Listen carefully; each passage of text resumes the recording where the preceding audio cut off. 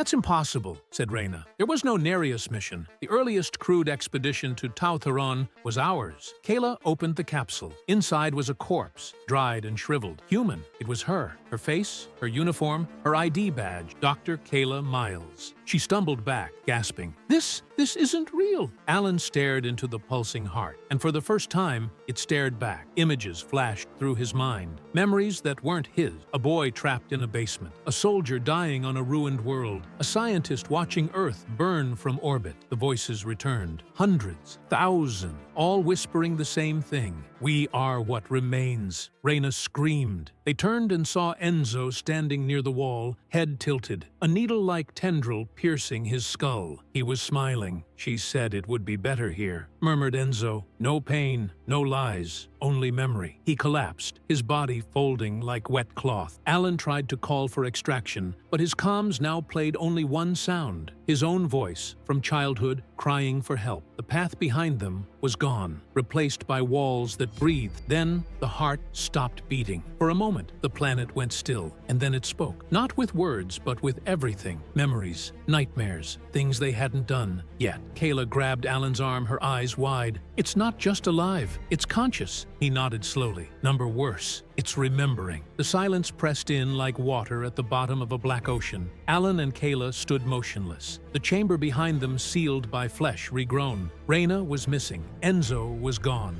Only the whispers remained, clearer now, no longer hidden. They walked deeper. Corridors branched like arteries, guiding them not through space, but through time, each step peeling away the illusion of direction. Clocks had stopped functioning. Chronometers spun wildly. Kayla's voice cracked when she finally spoke. We're not moving forward. Alan looked at her. She continued. We're walking, but the air tastes the same. The dust falls the same. It's like we're inside a thought, and it's looping. A chamber opened before them, impossibly vast. A sky of black tissue, glowing with faint neural sparks. Beneath it, copies. 6 figures stood there, facing them. 6 perfect replicas of the Sibyllus crew. One of them, Alan's double, smiled. You shouldn't have come back, said the double. I never left, Alan replied, before even thinking. The doppelgangers stepped forward. Their skin shimmered like liquid thought. Their eyes were windows, not mirrors, but doors. Kayla's double extended a hand. You're not prisoners. Not yet. But if you return, the lie continues. Stay and understand. Understand what? Asked Kayla. That you are the dream. We are the waking. Suddenly, the ground pulsed violently. The entire world convulsed. And above them, the red star blinked, literally blinked, like an eye coated in fire. The realization struck Alan all at once. This isn't a planet, he whispered. It's a womb, and it wasn't orbiting the star. It was feeding on it. The dying star hadn't birthed this world. It was its host, slowly consumed by the mass of memory, time, and flesh that grew around it. The doppelgangers stepped back into the walls, vanishing. The chamber dimmed. Only Alan and Kayla remained. A voice rose, not from around them, but from within. You left pieces of yourselves behind. Now take them back, Kayla screamed. Her body convulsed, twitching with movements that weren't hers. Alan ran, dragging her down endless corridors that reformed behind them. Ahead, light, a breach in the skin of the world. They reached the Sibyllus. Its airlock opened on its own. Inside, silent. Systems back online. No sign of Reyna, no trace of Enzo. The logs had been wiped. Kayla collapsed in the medbay. Alan sat in the command chair, staring at the void beyond the window. The planet shrank behind them as the ship pulled away, but the whispers didn't stop. And then, Sibyllus docked at Orbital Station Kelper 9 4 weeks later. Dock control reported confusion. No missions had been scheduled. No Sibyllus had been launched. No crew had been registered. Inside the ship, they found only one person. Dr. Alan Voss, comatose. His mouth moved constantly in sleep. Whispers. The Sibyllus drifted through the velvet void, its hull gleaming faintly under the dim light of a dying red star. 6 scientists stood in silence on the bridge, staring at the impossible, a planet that wasn't supposed to exist. It absorbed light, cast no reflection, and yet there it was, pulsing with a slow, unnatural rhythm, like a heart beating beneath layers of skin. This world, it wasn't on any of our charts, not even Tau-Theron's gravitational map, said Dr. Alan Voss. The mission mission leader. His voice trembled despite his efforts to sound composed. "We shouldn't be seeing it," replied Dr. Kayla Miles, astrobiologist. "This system was mapped 100 years ago. There was no planet here." A low hum, barely audible, slithered through the comms. Static. Then a whisper. "What was that?" asked Enzo, the comms technician, frowning. "I thought I heard—" "Interference," interrupted Alan too quickly. "Focus. We descend in 10. The landing was smooth, but the moment the landing gear touched the surface, the ship shuddered, like it had landed on something alive. Outside, the planet's terrain looked like wet obsidian, but up close, it revealed fibrous, vein-like structures running beneath a translucent surface. The scanners were useless. Everything read as organic, even the air. As night fell, they set up a small base beside the ship. The silence outside was complete. Not the peaceful kind, the suffocating kind, like the world itself was holding its breath. That first night, the dreams came.